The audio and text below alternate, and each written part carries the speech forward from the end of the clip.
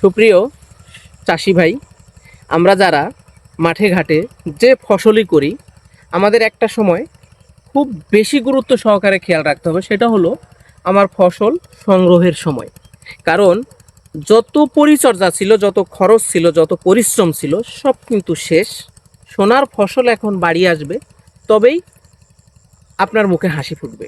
অন্যথায় আপনার কিন্তু মুখে হাসি থাকবে না, মনটা অনেক খারাপ থাকবে যদি সঠিক সময় ফসলটা ঘরে তুলতে না পারেন। দেখেন, আমরা যারা মাসকালাই বুনছি বা কাতি কালাই যেটাই বোঝেন, পুরা জমিনটা আপনি যদি দূর থেকে দেখে যান গাঢ় সবুজ, তার মানে কি এখনো মনে হচ্ছে পাকে নাই? না, আপনাকে আপনার জমিনের আলে ক্ষেতের ধারে গাছের কাছে গিয়ে আপনাকে সুন্দর করে পরিদর্শন বা পর্যবেক্ষণ করতে হবে। দেখেন, প্রত্যেকটা ফল পাকছে, এই যে মাথা পর্যন্ত ফল পেকে গেছে। আপনি যদি এই গাছ সবুজ আছে এটা মনে করে রেখে দেন, এগুলো কিন্তু নিজে থেকেই ফুটে ফুটে পড়ে যাবে। এবং আমাদের একটা জীব আছে ইঁদুর, এই বেটায় যদি সন্ধান পায় এই পাকা অবস্থায়, সে কিন্তু দলবল বংশ শুদ্ধা নিয়ে আইসা সমানে কাটবে আর গর্তে নিয়ে চলে যাবে। তাই আশা রাখবো সঠিক পরিদর্শনের মাধ্যমে আমি আপনার ফসলের সঠিক সিদ্ধান্ত নেওয়াটার জন্য আপনাকে সবিনয় অনুরোধ জানাবো।